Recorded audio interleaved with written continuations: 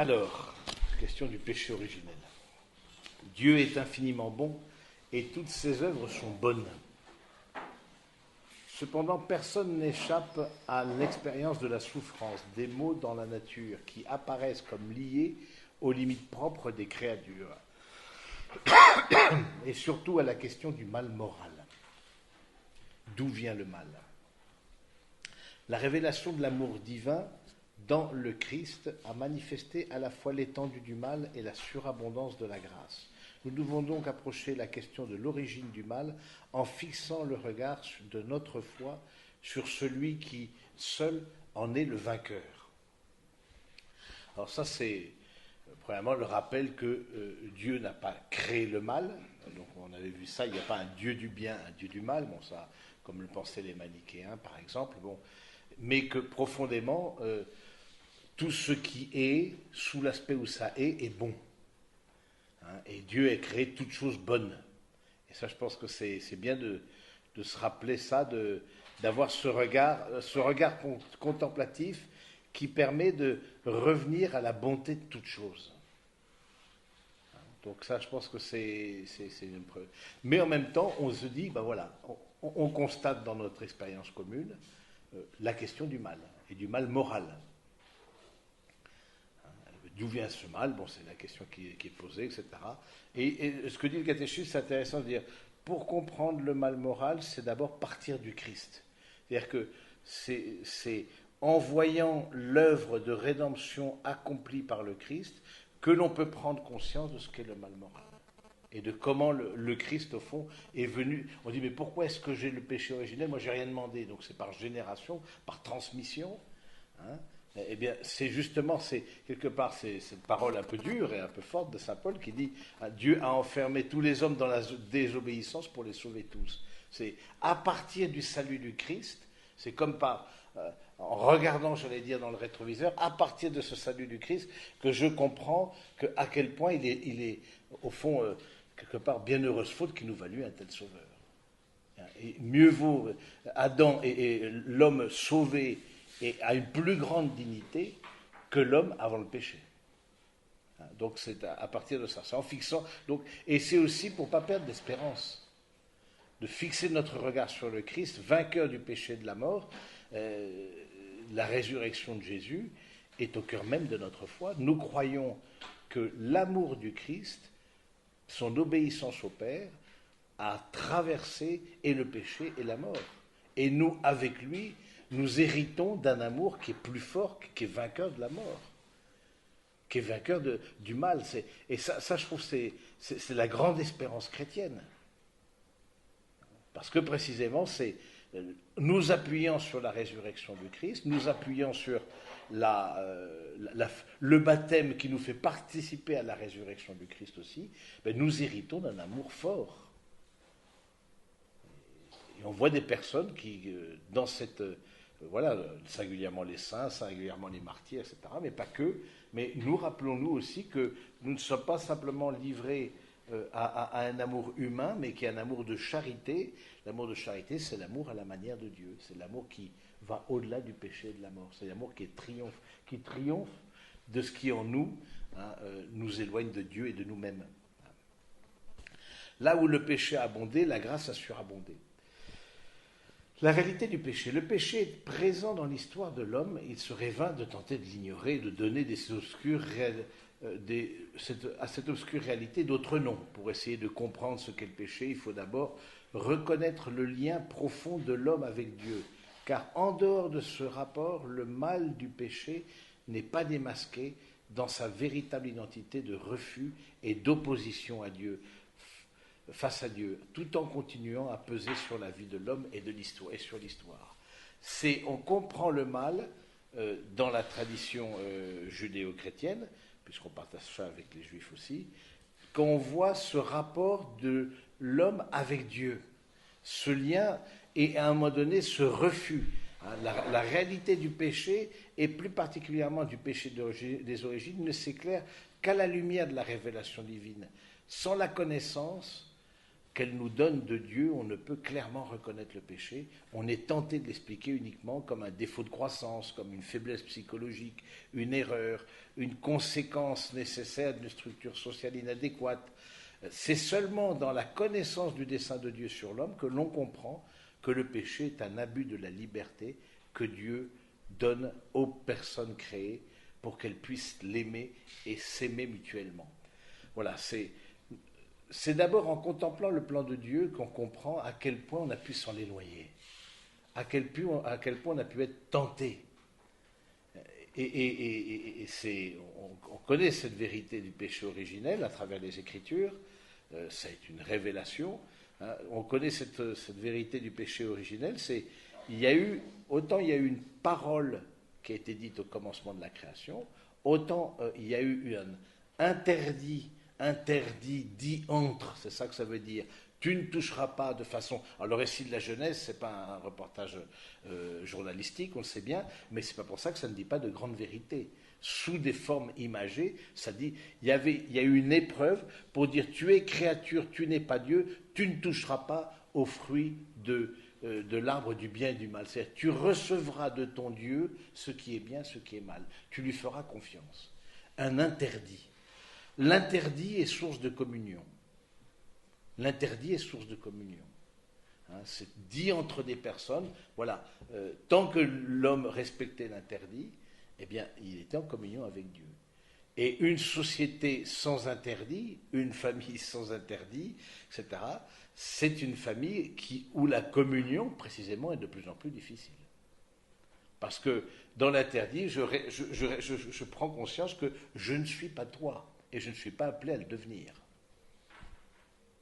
Dans l'interdit, il y a cette marque de distance, il y a Dieu et la créature, pour ce qui concerne le péché originel. Donc quelque part, c'est une garantie, l'interdit, une garantie d'une communion, et tant qu'on fait confiance à Dieu, et l'homme, tant qu'il a fait confiance à Dieu, eh bien, il a été en communion avec lui. Mais on voit bien que, et on verra le tentateur, il y a eu nous avons été tentés. Et nous sommes tentés. Et j'allais dire particulièrement vous, dans le sens où la plupart d'entre vous, vous êtes dans la quarantaine, vous êtes des cadrans pour beaucoup, sauf quelques aînés dans la foi, comme Xavier qui nous devance tous. Mais on connaît bien la crise de la quarantaine, la CMV, etc. Il y a une tentation, selon les âges de la vie, il y a des tentations qui sont très différentes. Et je pense que vous êtes, pour la plupart d'entre vous, dans cette étape sauf il y a des plus jeunes couples qui démarrent leur vie matrimoniale, mais le gros des troupes, etc., vous êtes dans déjà un certain nombre d'heures de vol, etc. Et puis la découverte, les illusions du début ont plus ou moins se sont estompées, même. Mais on va dire ça comme ça, mais en même temps, pour donner place justement à un amour plus vrai, mais aussi vous pouvez être criblé en termes de tentation, vous pouvez dire, mais est-ce que cette parole que l'on s'est donnée, le fait et cet interdit qu'on s'est prononcé l'un à l'autre, le fait de la fidélité, c'est un interdit, vous êtes dit entre vous que vous serez uniques l'un pour l'autre. Puis on peut très bien le remettre en cause. On dit, mais est-ce que l'herbe du voisin n'est pas plus belle, et surtout de la voisine. Et donc, du coup, voilà. Et on voit bien que les personnes sont tentées. Et surtout dans une société où, même si la fidélité fait partie du Code civil, mais l'adultère ne peut pas être reconnu comme une faute pour un divorce. C'est-à-dire, c'est limité à 130. Par exemple, c'est limité à 90, vous passez à 130 devant les gendarmes, mais ils ne vous arrêtent pas. Alors, est-ce que ça sert à quoi de limiter à 90 C'est-à-dire que, alors que dans les textes du Code civil, la fidélité est demandée.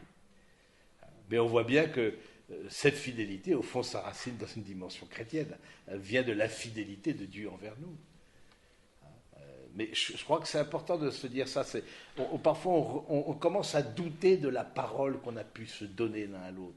Et le doute, là, les maîtres du soupçon, Karl Marx, Nietzsche et Freud, les maîtres du soupçon, de jeter un soupçon. On jette un soupçon sur la parole de l'autre et on jette un soupçon, entre autres, pour ce qui concerne le péché originel, sur la parole de Dieu. Est-ce que j'ai vraiment fait, est-ce que je fais bien de lui faire confiance? Est-ce que j'ai vraiment bien fait de le choisir, de la choisir?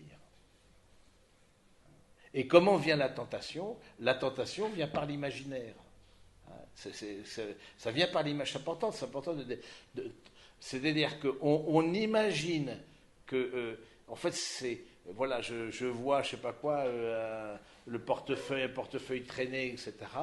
Je me dis, je vais prendre, il y a peut-être de l'argent, je vais prendre, et du coup, il y a comme une fausse promesse de bonheur, et quelque part, je serai plus heureux.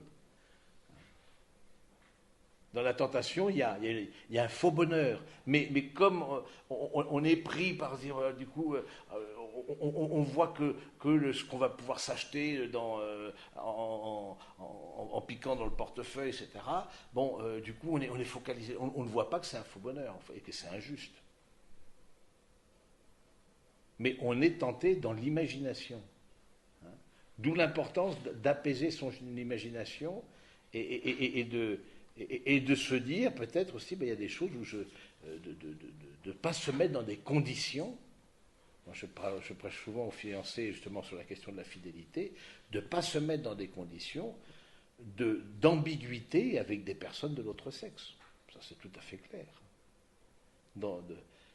Ça, c'est... Parce que, qu'on le veuille ou non, il y a une attirance. D'autant plus s'il y a une fréquentation quotidienne, comme c'est le cas de collègues, etc.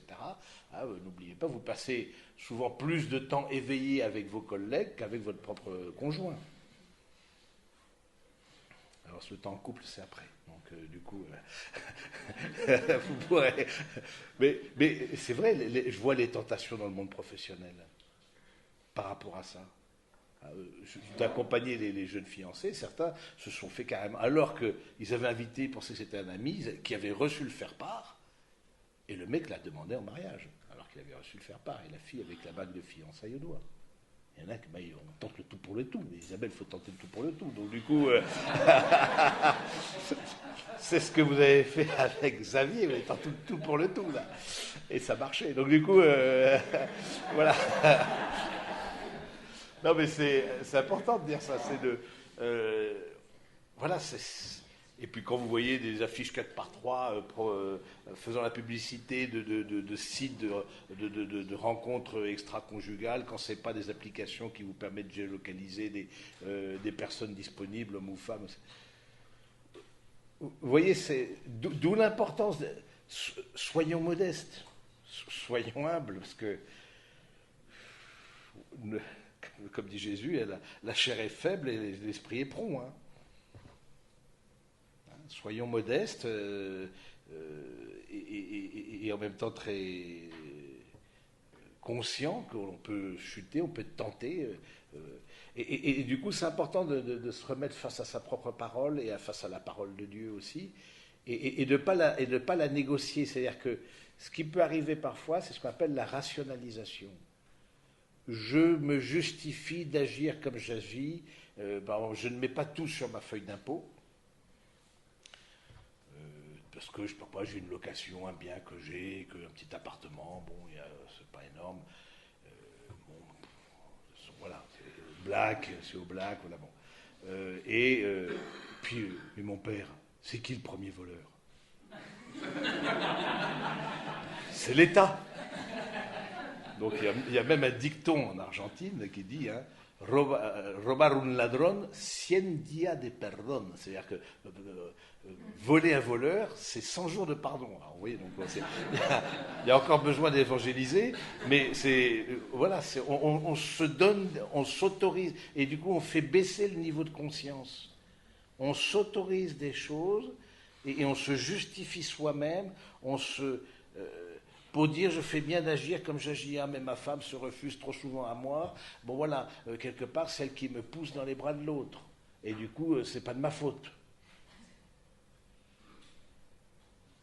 Comme prêtre, on entend souvent ça. Mais non, mais c'est pas un péché, ça non, c'est d'avoir une rectitude morale et de ne pas baisser le niveau de conscience et d'appeler un chat, quoi. Et surtout, de ne pas se mettre dans des situations qui nous poussent à la faute. Le péché est volontaire, hein, ça c'était une des caractéristiques du péché, comme la foi aussi elle est volontaire. Ça veut dire qu'il y a eu, c'est souvent, c'est pas facile de se confesser, pas facile de confesser, mais je vois qu'il y a des personnes, parce qu'on confesse des actes volontaires. Si par exemple, vous vous êtes mis en colère, mais en fait, quelque part, ça vous a submergé, il n'y a pas eu une vraie décision, etc., bon, il n'y a pas beaucoup d'actes volontaires là-dedans. En revanche, qu'est-ce qu'il y a comme acte volontaire? C'est d'aller voir l'autre et demander pardon. Là, c'est volontaire. L'alcoolique face à la bouteille, il y a une telle part, c'est ce qu'on appelle la dépendance. Et la dépendance, c'est précisément faire baisser le niveau de liberté, donc c'est la dimension volontaire. En revanche, quand il sort de sa maison, il y a deux chemins pour aller au travail. Il y a le chemin qui passe devant le bistrot et le chemin non. Là, je suis un peu plus libre. Et le premier pas dans la vertu, c'est-à-dire le premier pas pour sortir du vice, de cette dépendance, de cette... voilà, et le plus difficile, voilà, pour rentrer, parce que derrière toute tentation, il y a un mensonge. Et on le sait bien, le démon, c'est le maître du mensonge, le père du mensonge dès l'origine. Donc de rester, si on est dans le mensonge, on s'enferme dans le mensonge, il y a vraiment, on est vraiment dans les prisonniers de Satan, dans ses filets. Parce que par le mensonge. Celui qui fait la vérité vient à la lumière.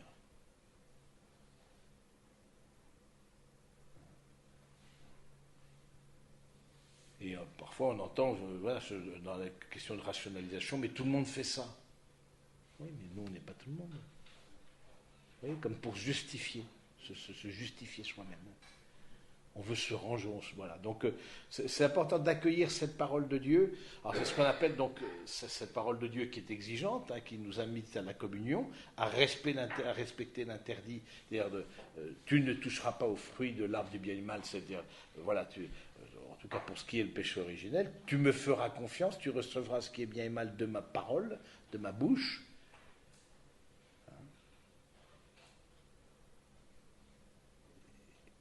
Et de revenir à cette parole initiale. Et que cette parole initiale, elle est source de bonheur. Et c'est intéressant de voir que le péché originel est sous forme de nourriture. Parce que vous voyez, dans d'autres récits, j'allais dire, mythologiques, etc., bon, c'est tout à fait différent. Là, c'est vraiment une révélation. La nourriture, c'est... la nourriture qu'on a prise là au petit déjeuner, le principe c'est qu'elle devient, on assimile la nourriture, elle devient nôtre, elle devient, et dans le péché il y a quelque chose, c'est ça, vouloir rendre semblable l'autre à soi-même, assimiler l'autre, hein, les fameuses 3 formes de concupiscence, qui sont 3 formes d'assimilation de l'autre, et donc de ne pas accueillir que l'autre soit différent de moi. Donc je pense que c'est intéressant, mais c'est ce lien profond avec Dieu, et aussi c'est important c'est ça, il peut y avoir un soupçon lié à la foi, ou des doutes, vous pouvez être aussi criblé par des doutes, parce que c'est vrai que c'est pas, la foi n'est pas chose facile. Les mystères de la foi dont on parle là maintenant, depuis le début de la session, c'est pas facile.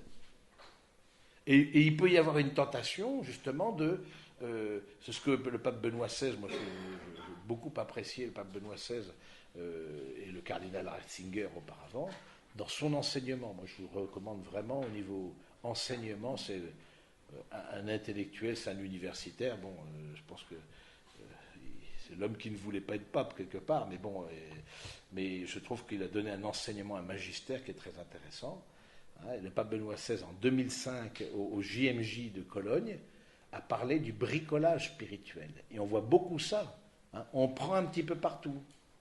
On prend dans les sagesses de orientales, on prend dans l'ésotérisme, on prend tel que je... Ah mais non, ça me convient pas. Et du coup, on fait une foi à son image et ressemblance, comme une forme de cohérence personnelle, mais quand arrive la crise de foi, sur quoi va s'appuyer ta foi si c'est le fruit de ta propre cohérence et toi tu es en crise? Sur quoi ça va s'appuyer? Nous nous appuyons sur la foi des saints, sur la foi de l'Église. Nous rentrons dans un chemin de foi. On ne le construit pas nous-mêmes, on rentre dans un chemin de foi. On se l'approprie, oui, mais on le reçoit d'abord.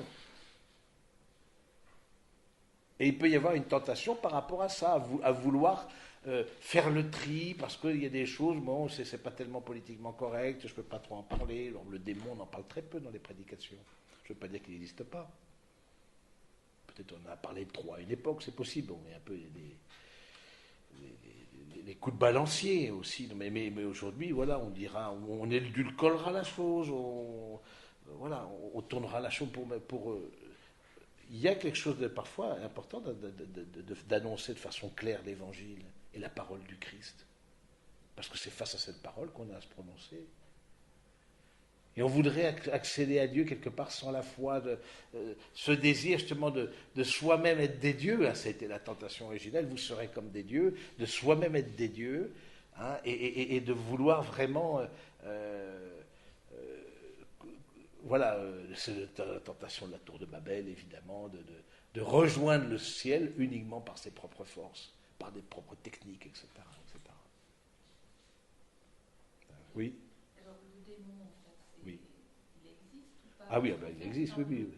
Parce que même parfois des prêtres nous disent non, c'est l'absence du bien. Oui, non. Le démon, hein, ça c'est tout à fait clair dans la foi de l'Église, etc. Puis dans les Écritures, le démon est une créature spirituelle, hein, qui, entre autres, Lucifer, celui qui porte la lumière, on a vu, je pense, ça le premier jour, mais qui s'est repu de sa propre gloire, qui s'est repu de sa propre... S'il y a eu une épreuve pour vérifier la liberté de l'homme par rapport à Dieu, épreuve qui nous est transmise sous le symbole de l'arbre du bien et du mal, c'est-à-dire il y a eu une véritable épreuve.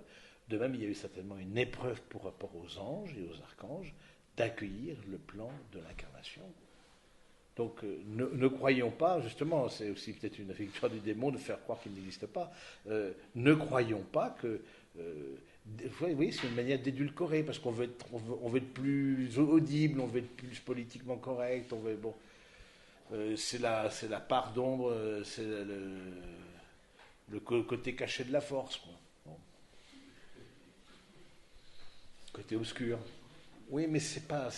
Nous sommes tentés par des êtres spirituels, comme le démon, mais nous sommes aussi soutenus par des êtres spirituels qui sont les anges, et des anges qui nous soutiennent dans notre combat spirituel. Rentrer dans un chemin de foi, c'est éclairer sa conscience par la parole de Dieu, et c'est rentrer dans un combat spirituel intérieur.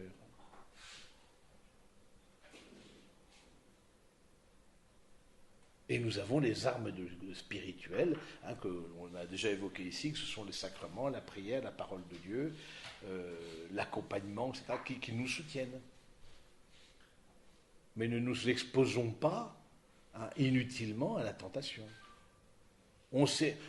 Connaissons-nous nous-mêmes, oui, nos points de fragilité. Je sais que je suis fragile par rapport à tel... Je compensais par la nourriture, par la boisson, par tout ce qui est plaisir immédiat, ou alors l'accumulation des...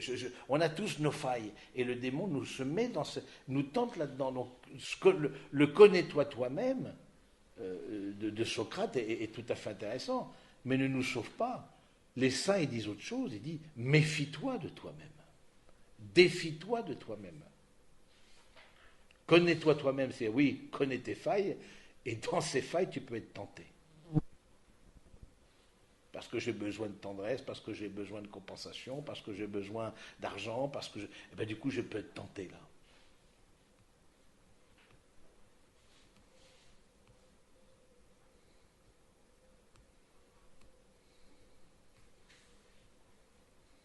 voit par rapport à l'argent, par exemple, dans les entreprises, encore une fois, pas très longtemps, un chef d'entreprise me disait, voilà, on s'est aperçu de façon complètement inopinée que notre comptable nous volait depuis des années. Alors qu'il venait de vendre l'entreprise aux Américains, il y avait eu tout un audit, etc. Donc et on a été volé. Et la femme a reconnu, etc. Mais je pensais rembourser. Oui, je pensais rembourser, mais ensuite, on rentre dans une logique on est pris par le mensonge, quoi. Donc, voilà, je pense que c'est intéressant de méditer là-dessus. Avec la progression de la révélation est éclairée aussi la réalité du péché. Bien que le peuple de l'Ancien Testament ait connu d'une certaine manière la condition humaine à la lumière de l'histoire de la chute narrée dans la Genèse, il ne pouvait pas atteindre la signification ultime de cette histoire qui se manifeste seulement à la lumière de la mort et de la résurrection de Jésus-Christ. Il faut connaître le Christ comme source de grâce pour connaître Adam comme source de péché. Là où a abondé le péché, a surabondé la grâce. C'est-à-dire qu'on voit, c'est la lumière qui nous fait voir, du Christ qui nous fait montrer à quel point les ténèbres sont ténèbres. C'est ça que ça veut dire. C'est à la lumière du Christ, à la lumière de la vie en Dieu, de la vie de l'Esprit en nous, eh bien qu'on comprend à quel point les ténèbres... Du coup, on voit bien l'absence de vie spirituelle chez nos contemporains. Les aide pas, parce que du coup, ils sont livrés. Bon, on a la conscience, vous me direz, oui, mais quand tout le monde fait pareil. Quand on travaille, tout le monde fait pareil, quand ceci, etc. On négocie avec l'honnêteté, on négocie avec les heures de travail, voilà, c'est... là aussi, soyons clairs, et c'est vrai que c'est pas facile d'être droit, d'être juste. Vous voyez, moi, je suis assez... depuis que je suis prêtre, interloqué que beaucoup de péchés, un certain nombre tournent, surtout pour les hommes, autour de la braguette, alors, si j'ose dire. Voilà, les hommes sont peut-être plus tentés, certains en tout cas, par bon. Mais j'ai rarement vu des gens s'accuser d'être injustes, de ne pas avoir donné à l'autre ce qui lui était dû. C'est ça la définition de la vertu de justice. J'étais injuste dans mon travail par rapport à mon patron qui me paye pour tant d'heures de travail, mais pendant ces heures-là, j'ai fait autre chose. Oui, mais tout le monde fait pareil. Oui, mais c'est pas juste. Oui, c'est la droiture. C'est pas facile d'être droit quand beaucoup sont déviés. Et je pense aussi pour vos enfants. Oui, mais maman, mais regarde un tel, t'as vu comment il fait, machin, etc. Et vous êtes soumis continuellement à ça. Vous le serez si vous êtes encore un tout jeune couple, mais je trouve que c'est intéressant de faire son examen de conscience par rapport à la justice, justement. Est-ce que je suis juste? Est-ce que je suis juste, par exemple, dans le temps que je donne à chacun, des enfants, mais est-ce que je suis juste? Maintenant, nos parents vont vieillissant, etc. Bon, est-ce que je suis juste dans le temps que je donne aux parents, s'ils sont encore de ce monde? Est-ce que, voilà, c'est d'examiner sa conscience, pas simplement sur ce qui est un peu honteux, voilà, toutes les questions de plaisir immédiat portent avec elles ces questions-là une certaine honte, donc du coup, bon, mais aussi la justice. C'est pas facile d'être juste, rendre à chacun ce qui lui est dû. C'est une vertu, et vous savez, le mot vertu, vertu, ça veut dire virtus virtutis en latin, c'est force, mais la vertu vient par la répétition des actes. Je deviens juste, je ne nais pas juste, personne ne naît juste, personne ne naît tempérant, fort ou prudent, qui sont les 4 vertus théologales, comme les 4 points cardinales, comme les 4 points cardinaux. Juste un petit rappel, mais bon, vous connaissez ça par cœur. La tempérance, par tout ce qui est de plaisir, qui nous procurant un plaisir immédiat, la force par rapport à ce qui est difficile, donc c'est ce qu'on appelle le courage aussi, la justice par rapport aux autres, et la prudence, c'est ce qui permet de mettre des bons moyens en fonction des bonnes fins, et voilà, c'est les vertus cardinales. Donc la vertu de prudence qui me permet de trouver aussi le juste milieu qu'est-ce qu'est le juste milieu, c'est la vertu de prudence. Mais du coup, on s'éclaire, on s'exerce dans la vertu. Et le premier pas dans la vertu, évidemment, est plus difficile, hein, parce qu'il faut sortir de vice à contrario et nous en faire. Et donc, du coup, le premier pas vers une droiture d'esprit est plus difficile, c'est sûr. Je veux dire, le premier pas aussi dans le péché, quelqu'un qui tue une fois, ça doit être très difficile. Moi, j'espère pour lui, mais celui qui a tué 1000 fois, bon voilà, il ne voit même plus qu'en face de lui, il y a une personne humaine, quoi. Il y a un aveugle. Le péché aveugle. L'aveuglement de la conscience. Et l'Église, son rôle, c'est d'éclairer les consciences. Elle n'a pas à vous dire ce que vous avez à faire. Elle éclaire les consciences. Et librement, vous vous positionnez.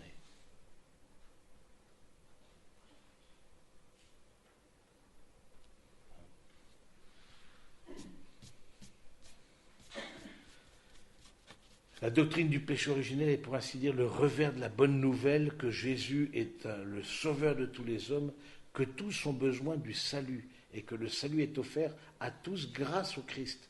Le Christ, l'Église qui a le sens du Christ, sait bien qu'on ne peut pas toucher à la révélation du péché originel sans porter atteinte au mystère du Christ. Certains vous disent, mais non, c'est la société, vous connaissez la parole de Rousseau, l'homme n'est bon, mais la société le corrompt, etc. etc. Ben, du coup, progressivement, pourquoi est-ce qu'on aurait besoin d'être sauvé si c'est simplement une cause humaine?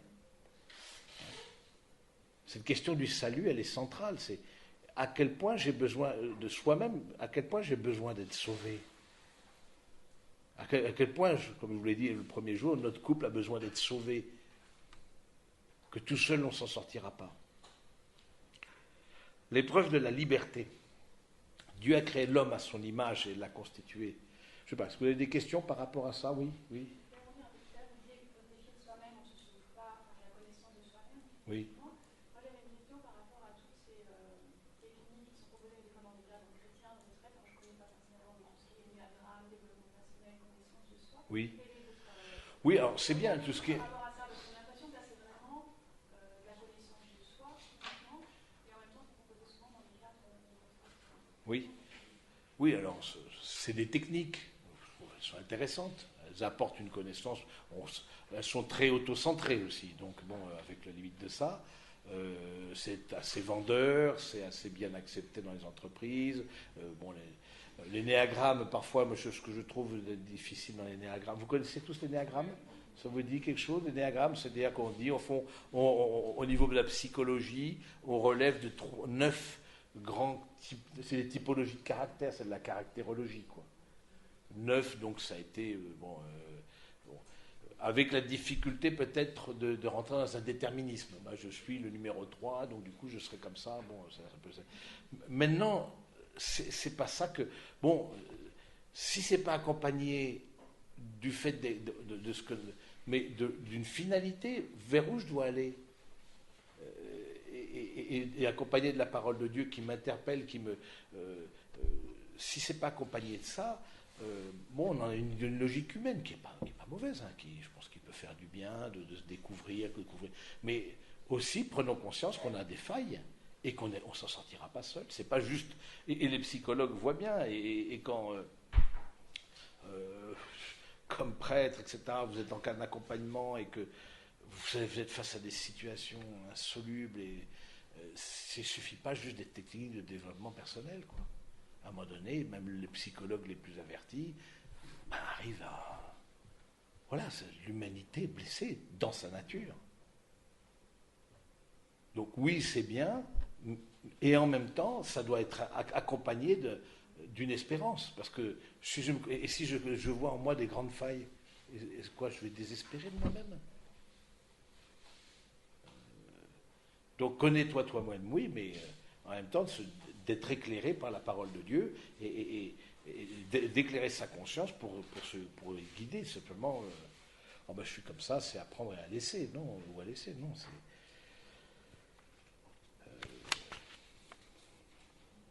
Il y a quelque chose, je pense que c'est important de prendre conscience qu'il y a quelque chose en nous de cassé, quelque chose en nous qui s'oppose à Dieu.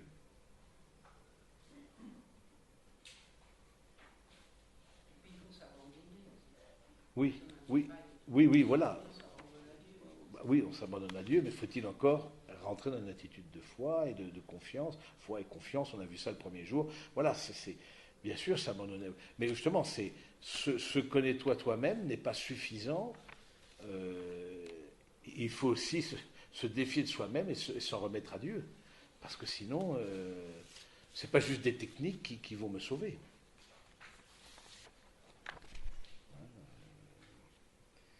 Donc, c'est voilà. D'autres questions par rapport à ça,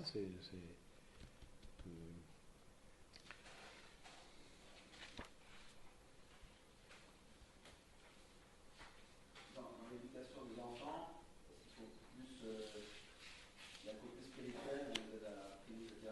Et est-ce que peut-être qu'on parle moins justement des vertus oui, cardinales, qui sont des actes. Peut-être qu'à l'époque on en insistait trop sur le côté très moral, oui. que c'est pas trop facile pour peut-être en reparler aussi. Mais d'éclairer leur conscience. Que derrière leurs bêtises, il y a toujours une quête de bonheur. Quand ils montent, etc., pour chercher le pot de Nutella et ils se posent à l'étagère, bon voilà, prenons un cas, il y a toujours une quête de bonheur.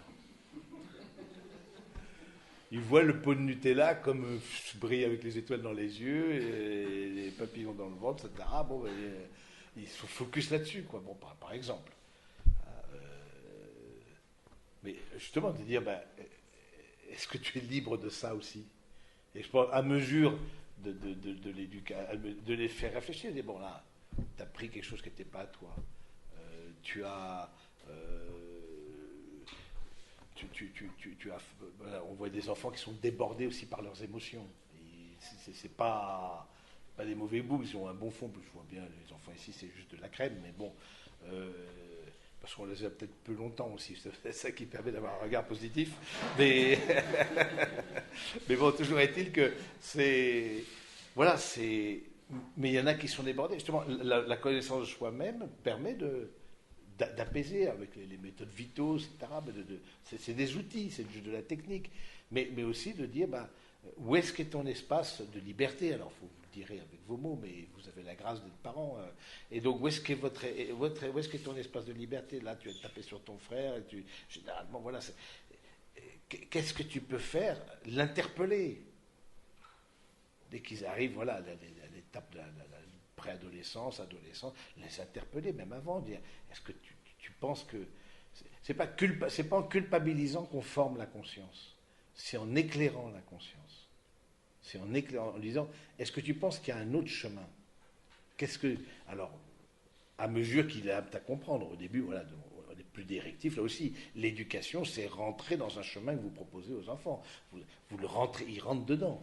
Ensuite, eux feront leur chemin, comme vous l'avez fait par rapport à vos parents. Mais de dire, voilà, est-ce que tu as pensé qu'il y avait d'autres chemins? En quoi tu vois que ça peut être une difficulté? En quoi tu vois que les éclairs et de dire qu'il y a aussi une autre possibilité. Il y a une espérance. Est-ce que dans ta prière, tu demandes ça, le fait d'aller demander pardon entre frères et sœurs, etc.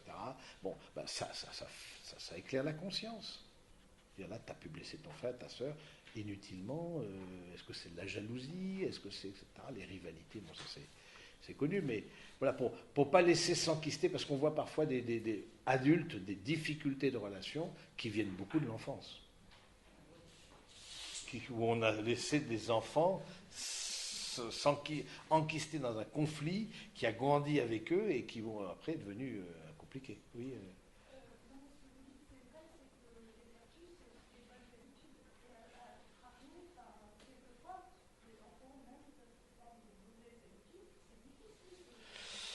C'est le travail de l'éducation.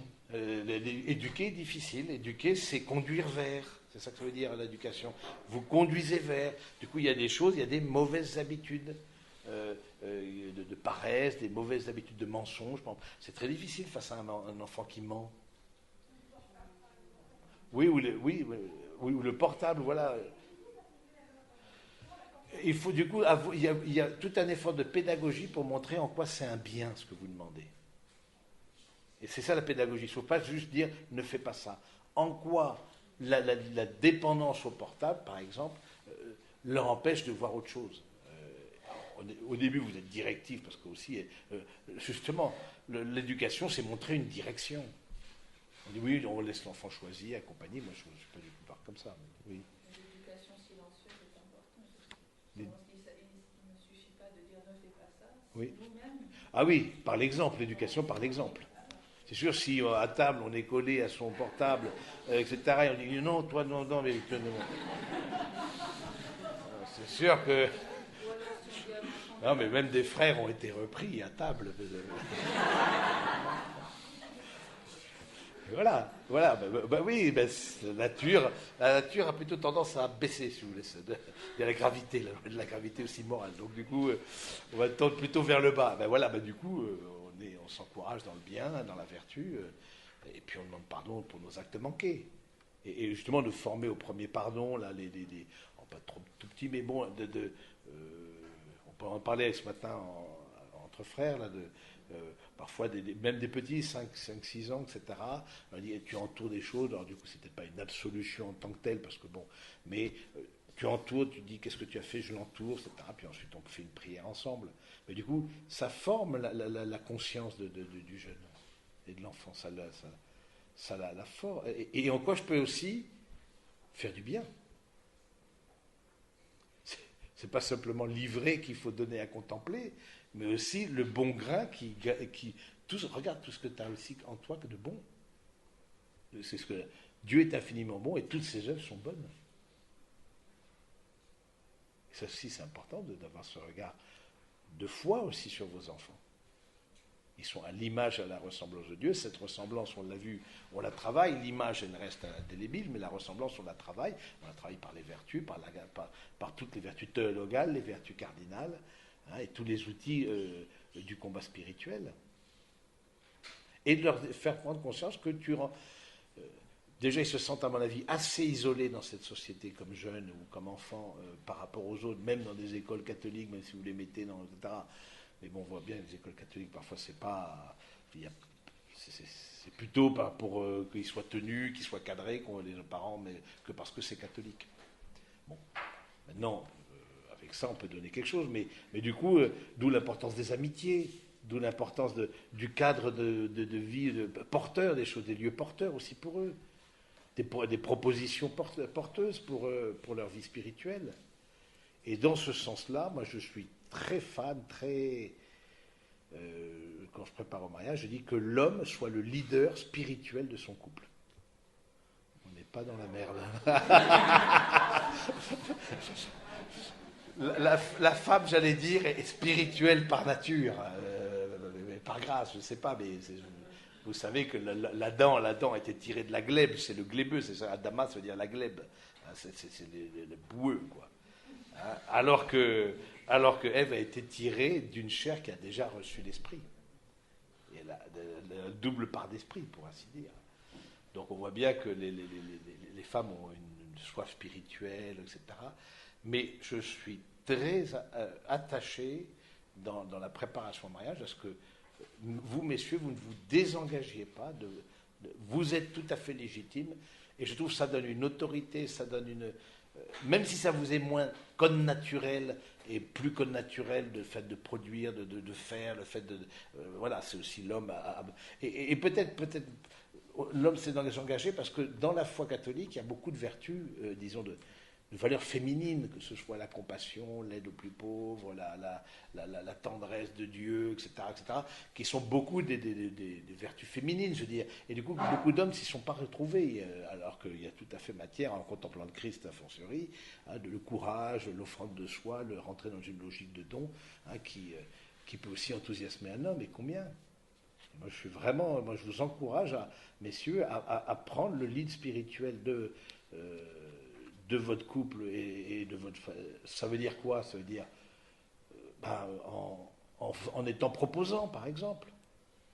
Si c'est papa qui me propose, évidemment en participant à la messe, mais je pense que là-dessus je ne suis pas inquiet, mais voir son père prier, c'est pas pareil que voir sa mère prier. C'est pas pareil.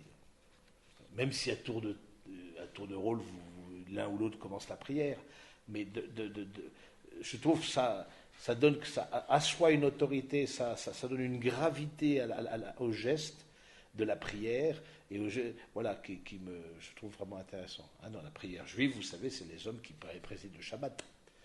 Hein, donc, parce que l'homme a besoin, la première parole de l'homme, la première parole que l'homme a entendue, c'est la parole de qui? La parole de... Ah non, pas du serpent.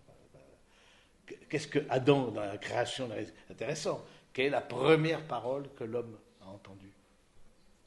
La parole de Dieu. Oui, bon, c'est bien, c'est une fille qui répond, c'est bien. Et quelle est la première parole qu'Ève a entendue? Non, celle d'Adam. D'où la difficulté de ces dames face à un certain mutisme de ces messieurs. Et voulant savoir comment tu vis les choses, raconte-moi tout par le menu, et pour l'autre, dans sa grosse caverne, etc. Voilà.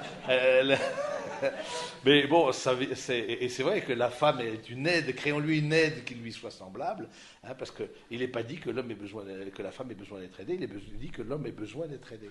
C'est intéressant. Et donc du coup, créons-lui une aide qui lui soit semblable, et elle l'aide à quoi? Elle était tirée de sa côte, voilà, elle était tirée de son désir de communion.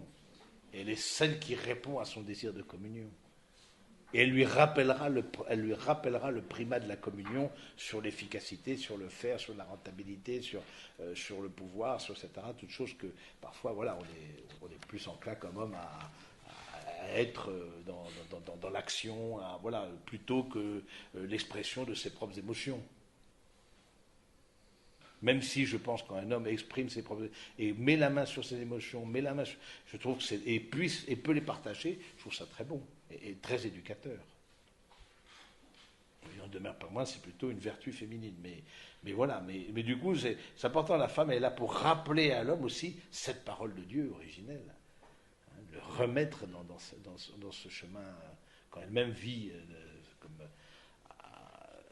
à l'image, selon sa vocation, hein, voilà, l'aide l'homme, elle est une aide pour le sortir de lui-même, hein, et l'amener dans la communion avec Dieu. Et donc c'est important de dire, vous êtes légitimes, messieurs, à être les leaders spirituels de votre couple et de votre famille, à être proposants, pourquoi pas exprimer votre foi. On a dit, cette session sert à mettre des mots sur sa propre foi, parce que souvent...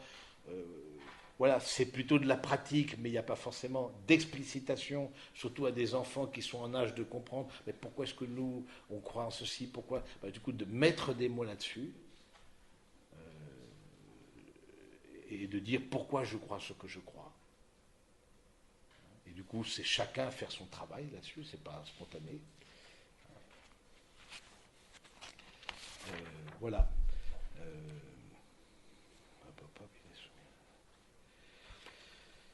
D'autres questions là-dessus, sur ces aspects justement de vertu et de vice C'est un travail. Et encore une fois, il ne suffit pas. Il n'y a que Dieu, c'est ce qu'on appelle Dieu seul a une parole performative. Ça veut dire quoi, performative? C'est qu'il dit et cela est. Mais vous dites beaucoup de choses à vos enfants et cela n'est pas. Donc, et de même, les supérieurs disent beaucoup de choses aux frères, mais cela n'advient pas de par la parole du supérieur. Voilà, il faut répéter. Hein. C'est la répétition des actes. Ouais. Éduquer, c'est répéter. On répète, voilà, c'est à côté lassant, c'est vrai, mais bon, et Dieu lui-même répète, et puis, etc.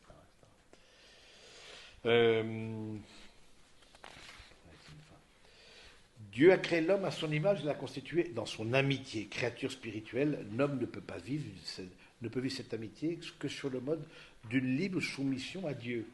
C'est ce qu'exprime la défense faite à l'homme de manger de l'arbre de la connaissance du bien et du mal, car le jour où tu en mangeras, tu mourras. L'arbre de la connaissance du bien et du mal évoque symboliquement la limite infranchissable que l'homme, en tant que créature, doit librement reconnaître et respecter avec confiance. L'homme dépend du Créateur, il est soumis aux lois de la création et aux normes morales qui règlent l'usage de la liberté. Voilà, c'est à travers ce respect de l'interdit, je dis que je suis créature, je ne suis pas Dieu. Je dis que... Et la difficulté, c'est qu'on voit la dépendance d'avec Dieu comme une menace. Depuis le péché originel, depuis cette cassure, on voit la dépendance de Dieu comme une menace.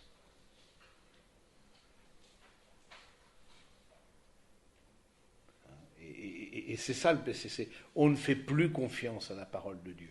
Ce n'est plus intuitif, ce n'est plus comme une amitié entre amis. Et, voilà, il y a un soupçon qui a été jeté en nous. Est-ce que vraiment ce que dit Dieu, je peux y croire?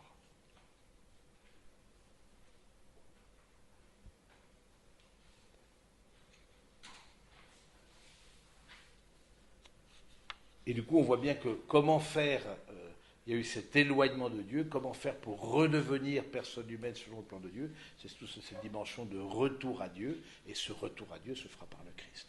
C'est le Christ qui reprend l'humanité dans la descente aux enfers, je rappelle la descente aux enfers, parce qu'il n'est pas la descente à l'enfer, mais aux enfers, c'est-à-dire au séjour des morts, il reprend, parce qu'il est Dieu, et il a pris notre nature humaine, on a vu ça hier, il faut bien garder ça en tête, parce qu'il reprend toute l'humanité pour ramener l'humanité, l'élever et la ramener dans cette communion avec Dieu, et de façon plus admirable, en nous faisant participants de la nature divine, alors qu'on était simplement amis.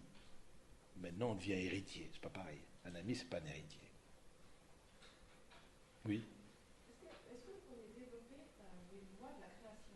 L'homme dépend du Créateur, il est soumis aux Loi de la création, oui. Alors, on va le voir peut-être plus après, mais c'est-à-dire que je vois la création, et ça c'est tout l'aspect de l'écologie, etc., comme l'homme dans l'amitié avec Dieu recevait de Dieu la connaissance de la création et savait qu'il en était le gardien, il n'en était pas le propriétaire. Je suis les lois de la création, c'est-à-dire je prends soin aussi de la création. J'accueille la nature comme venant de Dieu et comme étant un don de Dieu. Et on voit voir avec le péché originel comment il y a un certain nombre de cassures qui se sont, on fera ça après le temps en couple, mais de cassures qui se sont opérées, entre autres, par rapport aux lois de la création. Je veux moi-même dominer sur la création comme un propriétaire sans en respecter les lois. Là, je voyais où j'avais vu un article sur une vidéo, etc., sur le fait qu'aujourd'hui, la 1er août, où on avait épuisé les ressources naturelles, renouvelables. Par exemple, si tout le monde vivait comme les Américains, il faudrait 7 planètes. Si tout le monde vivait comme les Indiens, il faudrait une demi-planète. Comme les Français, il en faudrait 3. Respecter les lois de la création, c'est respecter que mon désir, c'est ça la question du péché originel. Mon désir veut avoir prise sur tout, et je veux que tout soit au service de mon désir. Et bien à un moment donné, la création, elle se rebelle. Il y a une forme parce que la création, là, pour le coup, c'est un principe de réalité. Voilà, tout ce qui, et tout la dimension du travail du pape François avec Laudato Si, l'encyclique sur la création, c'est quelque chose de spirituel. L'homme a besoin de retrouver, mais par sa communion avec Dieu, parce qu'il découvre qu'il est créature, parce qu'il découvre que l'argent n'est pas le seul bonheur et que la course à l'argent, c'est une des formes de concupiscence, et la course au bien-être, c'est une des formes de concupiscence qui s'oppose à Dieu et qui s'oppose aux autres, parce que si moi je suis confortable, forcément, s'il n'y a que 100 à partager et que moi je prends 80, c'est sûr que les autres, ils n'ont que 20 et ils sont peut-être plus nombreux que moi. Donc du coup, voilà, c'est toute la question des... et du coup, la création finalement pâtit. L'homme participe, mais comme gardien. Il participe à la création, mais comme gardien.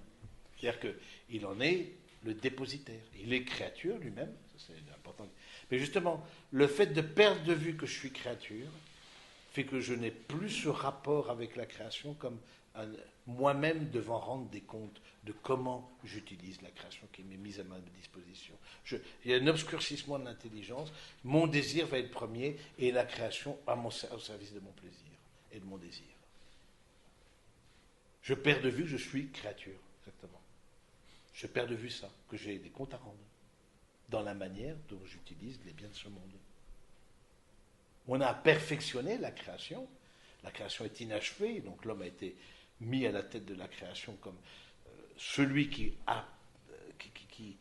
la perfectionne. Hein. Mais celui aussi, je suis à l'écoute des lois de la création. Je suis d'abord un contemplatif, comme le jardinier.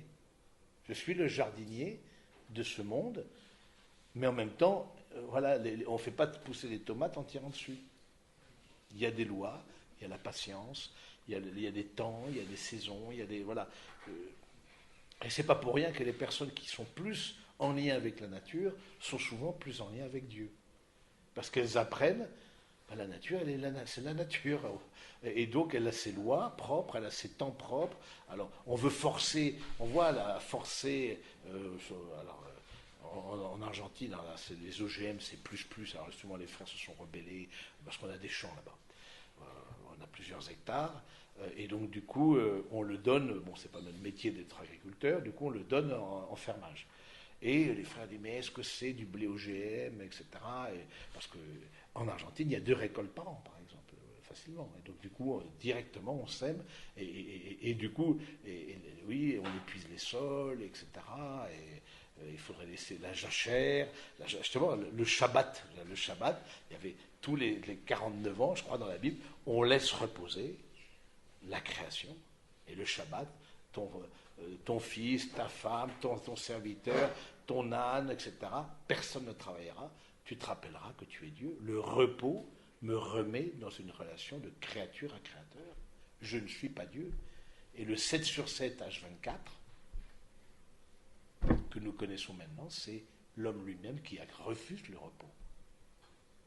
Et d'un repos qui soit aussi collectif, communautaire. Le repos le dimanche, c'est pour ça que quand il y avait toute cette histoire-là avec le travail du dimanche d'érable, moi je me trouvais en grande, de toute façon assez improbable, mais en grande communion avec la CGT par exemple. Donc, alors que j'étais pas trop ma culture, mais parce qu'ils disent l'homme n'est pas une machine, il a besoin de se reposer, etc. Je vais carrément dire. Je me suis dit, ils vont peut-être dire, il faut même aller à la messe. Oui, parce que cette idée de repos, et que la création a besoin de se reposer, et que nous sommes membres de la création, et que nous n'avons pas à exiger de nous-mêmes plus que ce qu'on peut donner. Et le manque de repos, le repos, c'est justement l'affirmation d'un autre. C'est l'affirmation de Dieu. Oui. J'ai l'impression que on cherche aussi beaucoup à dépasser les limites de l'homme. Oui. Pas seulement la nature, Oui. mais aussi Avec le transhumanisme, par exemple. Le transhumanisme qui va faire qu'on va avoir des pièces de remplacement. Oui, c'est ce désir, comment il s'appelle Alexandre, là, Laurent Alexandre, vous avez entendu, qui parle du transhumanisme, etc. Il a fait une vidéo sur TEDx. TEDx, ça vous dit quelque chose des personnes qui mettent des vidéos, voilà, qui sont interviewées. Et il termine sa vidéo en disant, parmi vous, il y en a qui vivront 1000 ans. Mais au secours. Ça dépend qui, mais il y en a. Non, mais oui. Non, mais il y a ce désir, voilà, de dépasser l'homme. Oui, et du coup, on a des pièces, on va se faire des pièces de rechange, tac, tac, tac. Bon, mais derrière ça, c'est vraiment, tu seras comme un dieu, quoi. Tu seras immortel. Et ça, tôt ou tard, la création, elle paye. Parce qu'elle est livrée entre nos mains.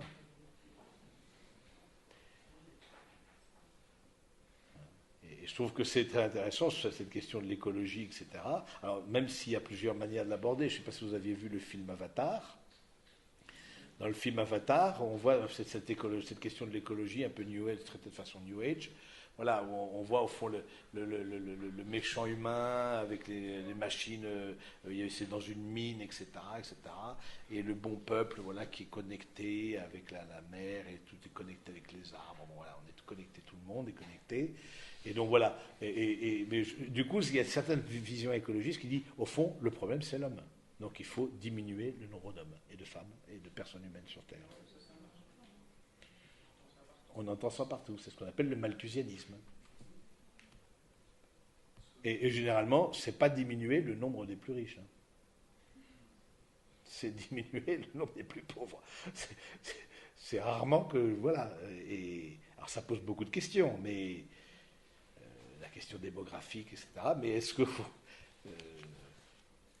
on voit bien, justement, du coup, on va faire payer aux plus pauvres que...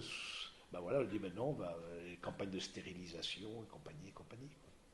On vous donnera les subventions de l'ONU que si vous faites passer l'avortement, le machin, les campagnes de stérilisation, on vous donnera l'argent.